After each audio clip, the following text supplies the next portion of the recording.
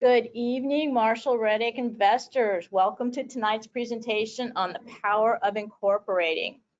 Now, this is a topic that many of you have asked for, and I know you're going to get a lot of value out of tonight's presentation. So before we get started, I'd like to take a moment and talk a little bit about Marshall Reddick Real Estate and the different ways we have to help our investors with all things real estate related.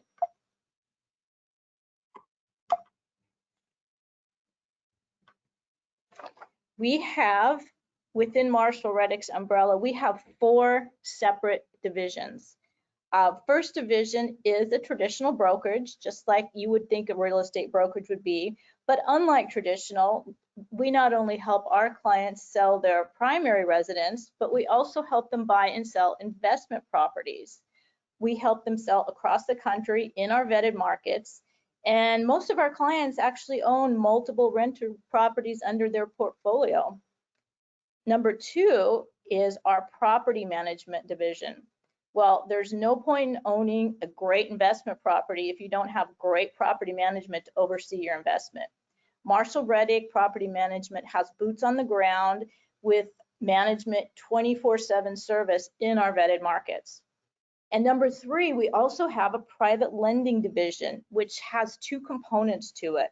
So what does that mean? So let's say you want to invest in real estate, but you don't want to actually own a physical property, but you can be the bank. You can actually lend one of our fully underwritten loans, anywhere from 3 months to 30 years, depending on the note, and you collect the mortgage payment. So you are the banker. This is a great way to invest in real estate without actually owning the asset. On the flip side of that, you can also be a borrower. If you do not want to go through conventional lending process, you can use our services and you can find an investor who will fund one of your fix and flip or investment properties for you. Then we also have, lastly, number 4, we have our investment fund. This fund is designed for investors to pool their resources together and own a portion of the notes on many different properties. Now, this is a great vehicle for people who want to take advantage of owning mortgages but don't have the time to pick their own mortgage fund. So we truly are a one-stop shop for real estate. A little bit about myself. I have been a licensed realtor for over 20 years. I spent 7 years in real estate financing. I've been in California my entire life. I have bought and sold dozens of properties encompassing 3 states, both investment properties, personal primary residences. I'm also well-versed in fix and flip transactions. Real estate's really always been my passion. I purchased my first home at age 20. And now I truly enjoy helping my clients navigate their investment journey, both primary and investment properties.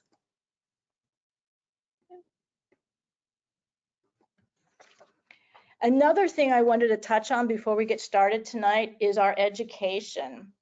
Our education, much like tonight's presentation, is far superior to anything you will find out there. We have a website free to everyone, full of all kinds of information regarding anything in relationship to real estate and real estate investing.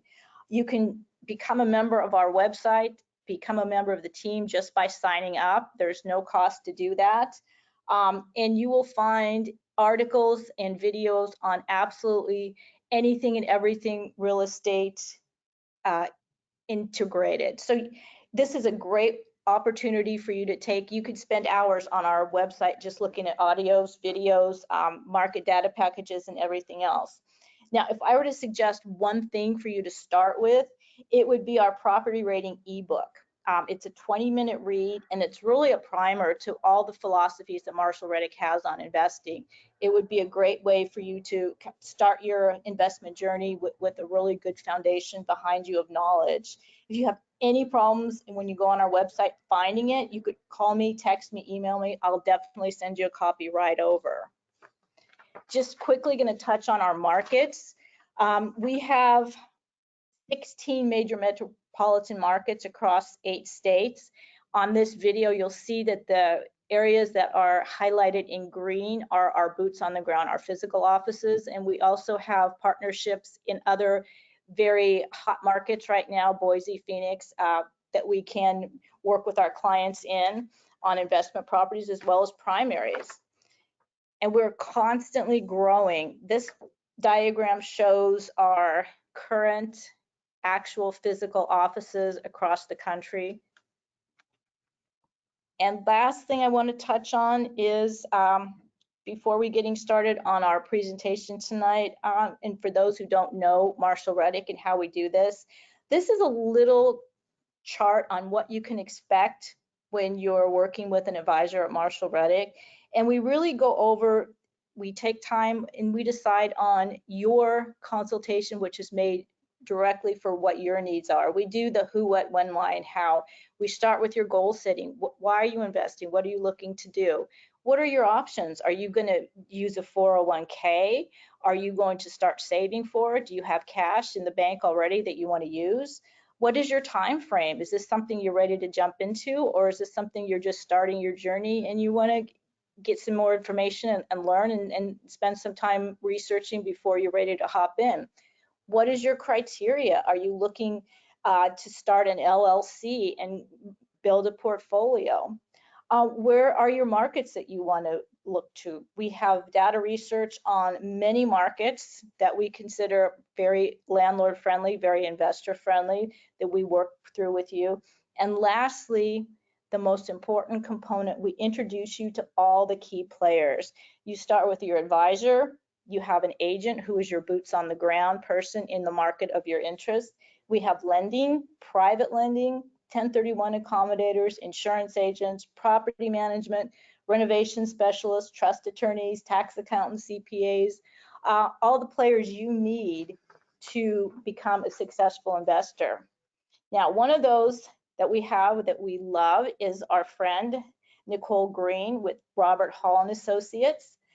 Nicole has a lot of valuable information to share with you, and I want to turn the mic over to her. Good evening. I hope everybody is doing well. I want to start off by talking a little bit about myself.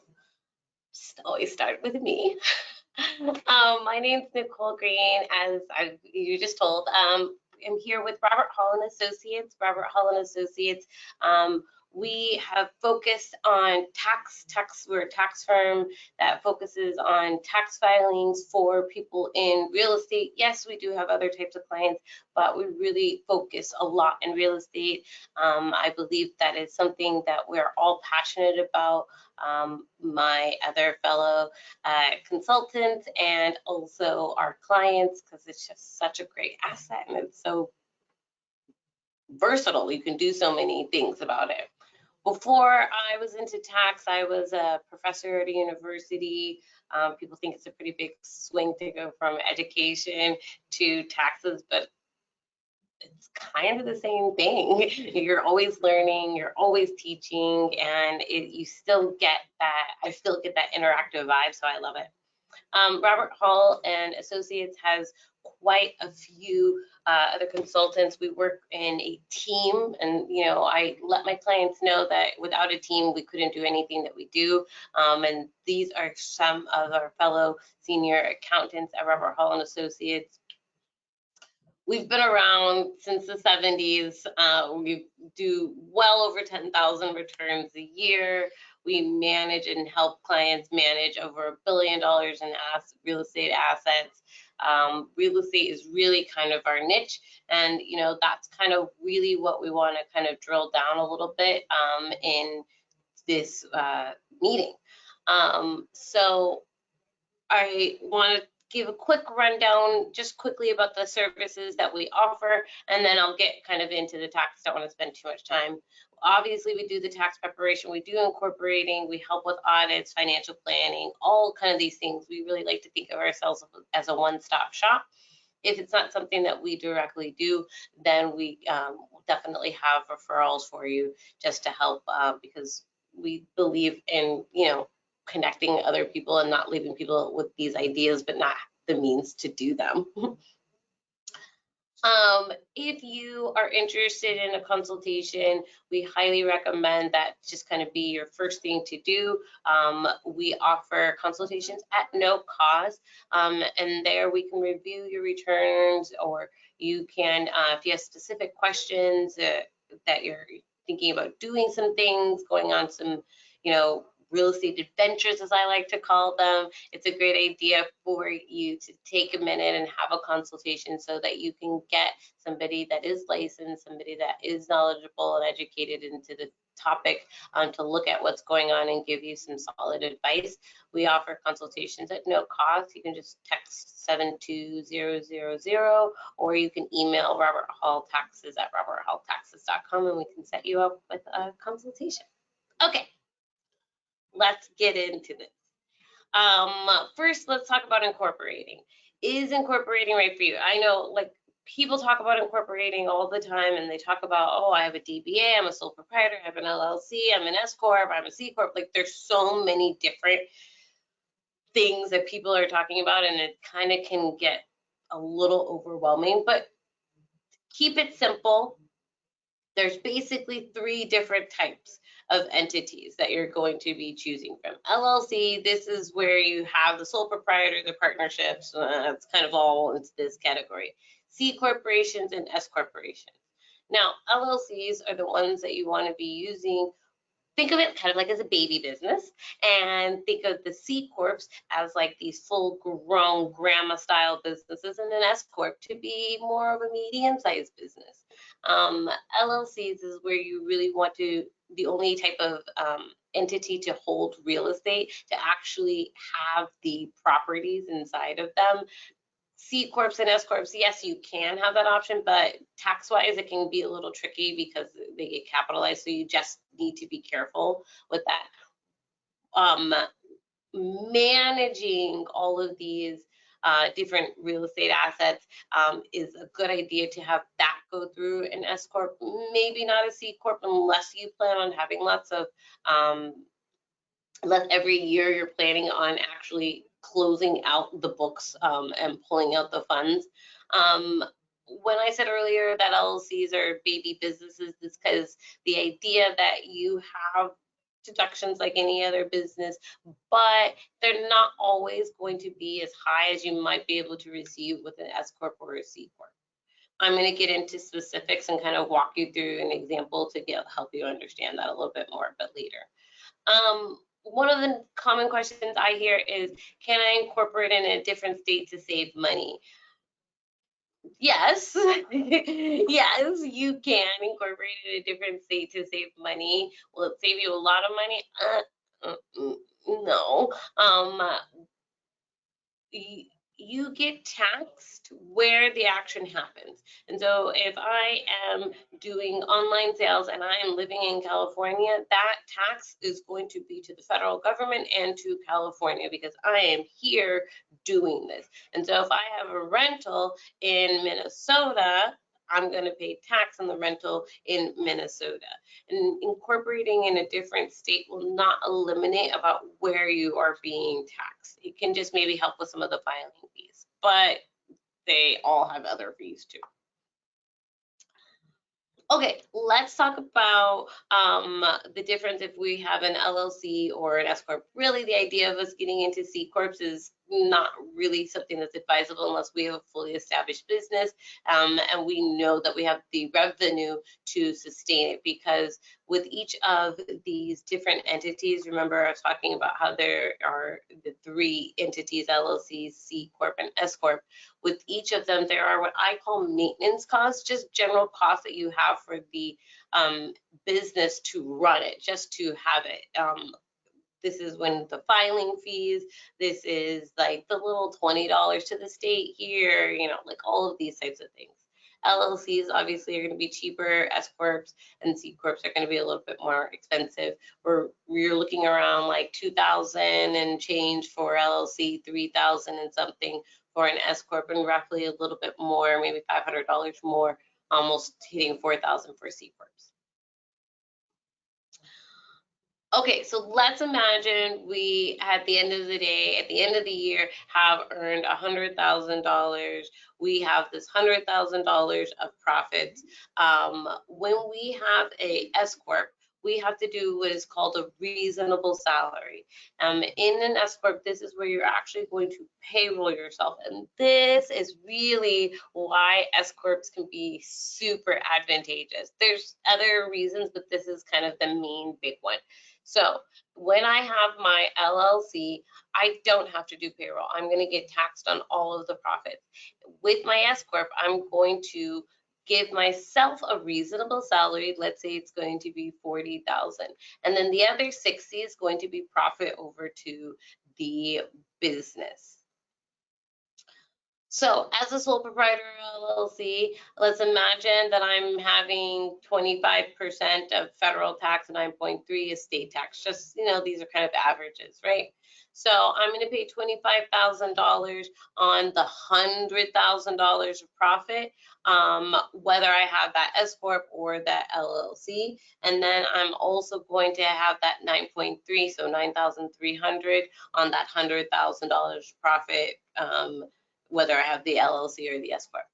The self-employment tax is Social Security, Medicare, unemployment, those things. That self-employment tax, because if I have the LLC, I'm being taxed on the whole 100,000. That means I'm going to have $15,300 in addition to the 25,000 and 9,300 of income taxes, because I need to pay self-employment on all of the profits. With the S corp, remember, we limited our salary to $40,000.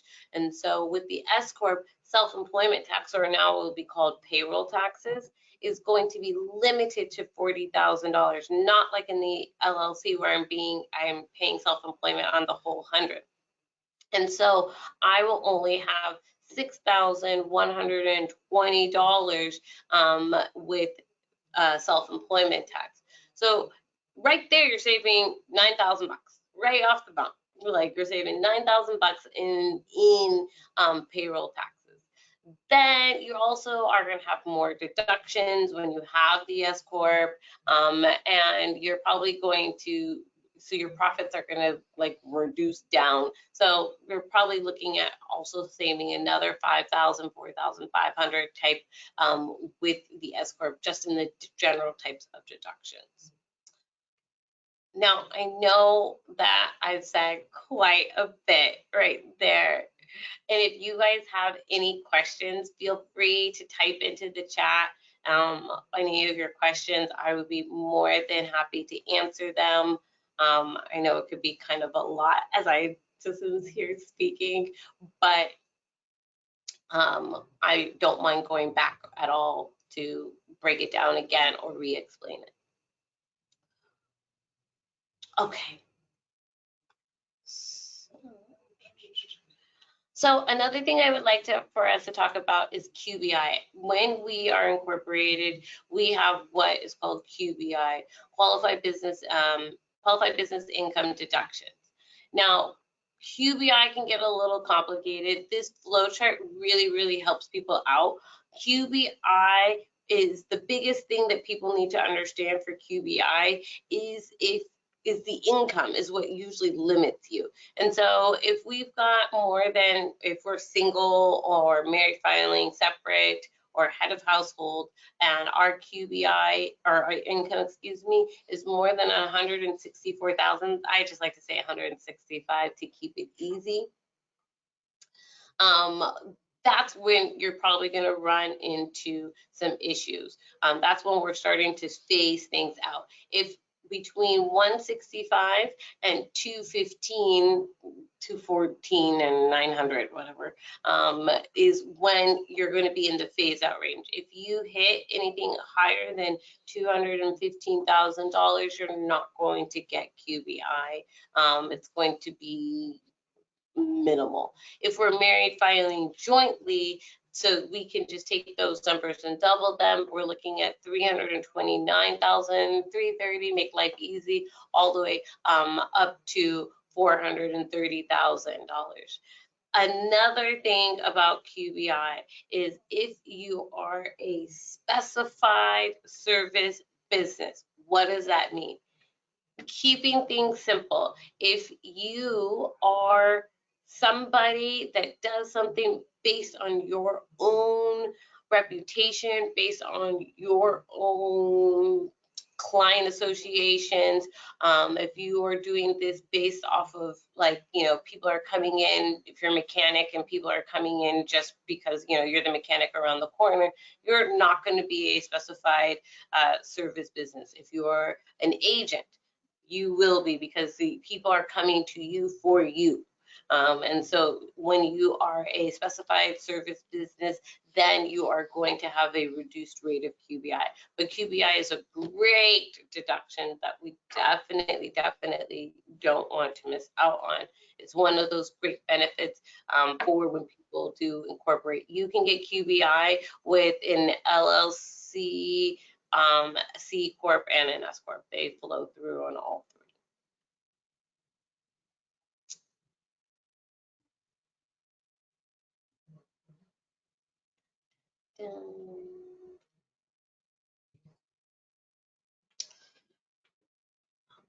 Again, I wanted to give you the information for you guys to understand if you have some specified questions about real estate. I know right now it's becoming a big thing for people in real estate to be talking about doing cost segregation studies. And so it's a great idea for you to get these consultations. Cost segregation studies are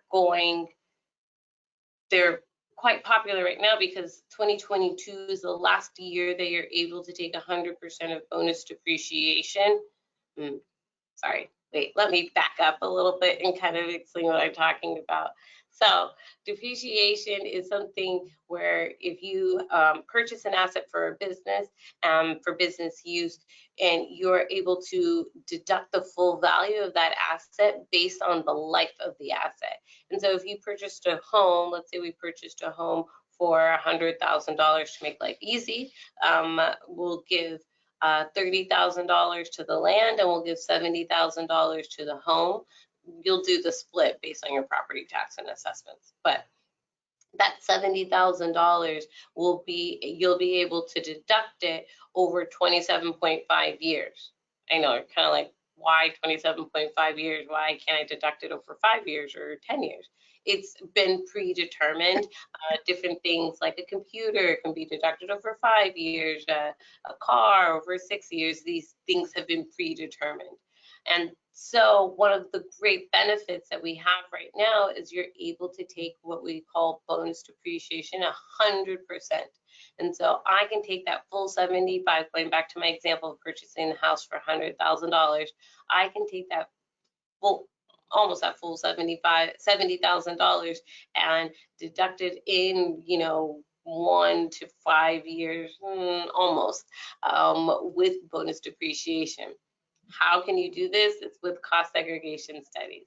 Cost segregation studies let you accelerate depreciation and get more depreciation, because a cost segregation study goes into the property or the asset and it says, okay, yeah, the life of the house is 27.5 years, but the refrigerator that was put in, or the dishwasher, or the I don't know, wall unit that was added, those are at 5,000, or those are at 5 years. And so it goes through and it itemizes and separates the different items so that you can now take the depreciation much faster. Because when anything is at 15, 10, or 5 years of depreciation, you're eligible for bonus.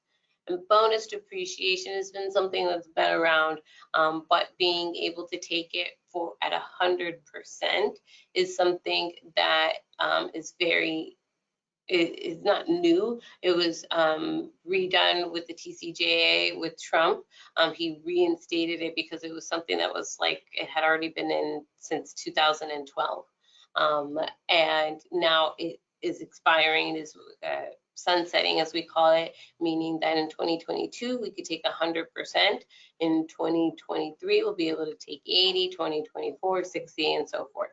And so, you know, sometimes people some of my clients will be purchasing cars, and there's different rules and regulations about like the type of car and how much you're able to take, and it must be like your second car, but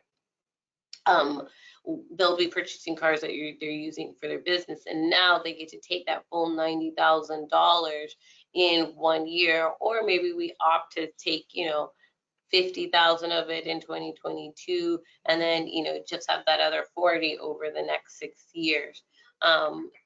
It's a lot. It's a very nice tool that people have, and so based on your tax situation and based on what your portfolio looks like, we can help you and understand if this is something that is going to be beneficial to you. Even if you're not deemed a real estate professional, and I know that's kind of like one of those fringe topics, but even if you're not deemed a real estate professional, you are able to still benefit from doing cost segregation studies. Let me also go back a little bit about what's the difference with being a real estate professional and not. So real estate professionals are people that are spending more than 51% of their time on real estate activities, and then the real estate activities that they have, let's say you have rental properties, are being serviced more than 51% by you.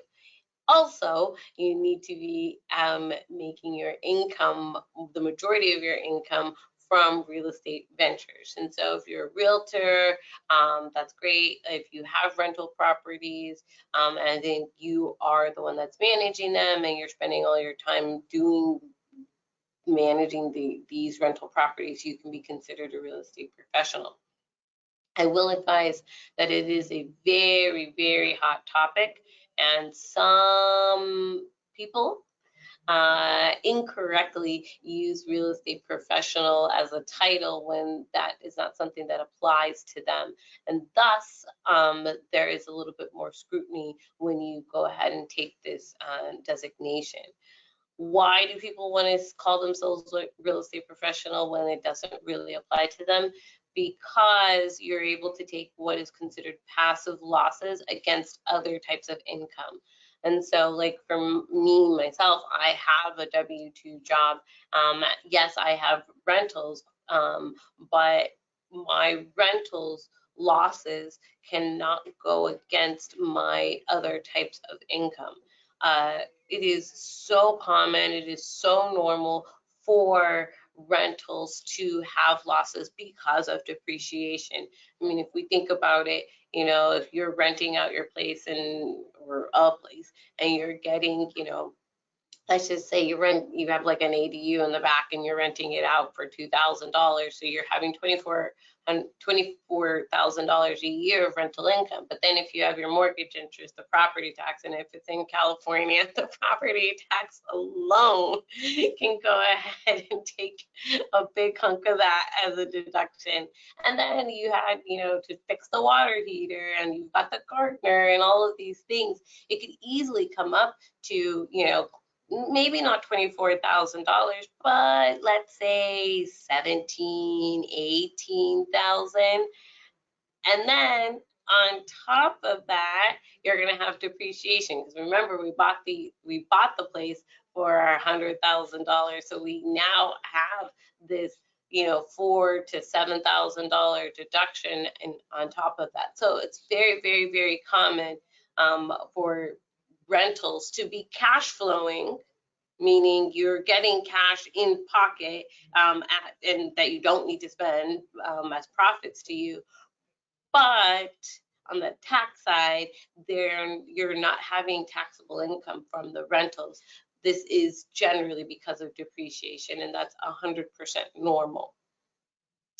And so as a real estate professional, you can take those profits, or those losses, excuse me, from the rentals and use it against other types of income. On a side note, when you're if you are incorporated, let's imagine that we had that rental that I was talking about in an LLC, and you can still be deemed the real estate professional with it being in the LLC or the S Corp, not a C Corp, because an LLC and an S Corp are what we call pass-through entities, meaning that you're not going to pay tax inside these entities for the most part. There are some state taxes that you will pay here in California, but the entities themselves are not where you're going to pay taxes. It is you personally that will pay taxes on the profits from the entities. And so the LLC, you'll have that $100,000 of revenue flowing directly to you on the personal side. And with the S Corp, you'll go ahead and have the payroll of the $40,000, and then you'll have the $60,000 of profits flowing over to you. And that payroll will just come out as another W-2 on your personal side. And so if you are a real estate professional, whether you're in an LLC or an S Corp that would be managing your real estate, you can still be able to take those losses, because inside the LLC, you'll have some ordinary losses, and you'll also have some passive losses like from rentals and things like that. And so it's only a matter of understanding what is best for you and deciding of how you can most benefit from this. With the C Corps, because they're not passed through, they being the real estate professional, it doesn't matter, because it's not passing through to you on the personal side. All of the tax and all of the deductions will be handled at the C Corp level, and corporation taxes can get pretty expensive. There's lots of fun things you can do, and there's definitely benefits to C Corps, but it definitely, you need to have the revenue to sustain it, just in the most frank words. Yeah. So I'm going to reiterate about how important it is for you to go ahead and make an appointment. We here at Robert Hall and Associates definitely have looked at kind of how things have changed over in time, because with COVID and everything and everybody going home, so many things happened. One, did we understand that we were going to have all of these purchases, and now can we go ahead and claim the fact that we built out a home office? Is that deductible? Well, maybe it could be, maybe it's not. And two, so it's always great to talk to people. And two, so many people have now been on social media, and so many people have been talking more about it with everybody going home, the rise of social media and the TikToks and all of that kind of stuff. And I just called it the TikTok, so you can tell how old I am. But you're able to people are now hearing more things about taxes, and they're hearing more things about these things, but not really diving deep into them, just letting people kind of hear these things about, oh, you can save $100,000 if you did cost segregation study, for example. And it's like, well, what does that mean? How do I do that? And here at Robert Hall and Associates, we really believe it's important for people to know what they're doing and to really feel that they have an understanding of their own tax situation, because one, that can affect you for multiple years, and two, it's your taxes, and so you should understand what you're doing. It's not always beneficial just to lower your tax liability. That's not always the goal. It's definitely dependent upon what you're trying to do. If you're trying to purchase another home, it's not a great idea to lower it down as much as we possibly can, depending on what your income is. And so it's important that you have like some one-on-one time with a consultant, that you have one-on-one time with people that know what you're talking about or can explain to you what it is. With that time, you can really get some valuable information and you know, talk about those things that you want. And so we always like to offer these consultations for free because everything's behind a paywall nowadays. But we say, no, let's go ahead and help people understand so that they can really see if they can have benefit with coming on board with us, or they can just get their questions answered, type of thing. Okay, I want to say I am finished. I don't know if you guys have any questions. If anybody put it into the chat, let me check.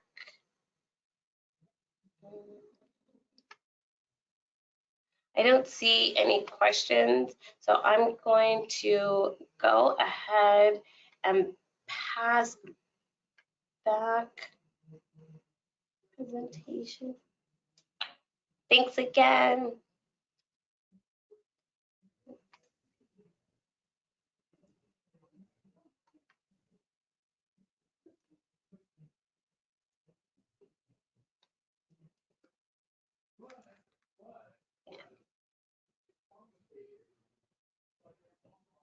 Thank you so much, Nicole. You did a wonderful presentation. If anybody has any questions, you can type them in the chat box. I'm not seeing any right now. But thank you once again. I'm not seeing my slide come up here. So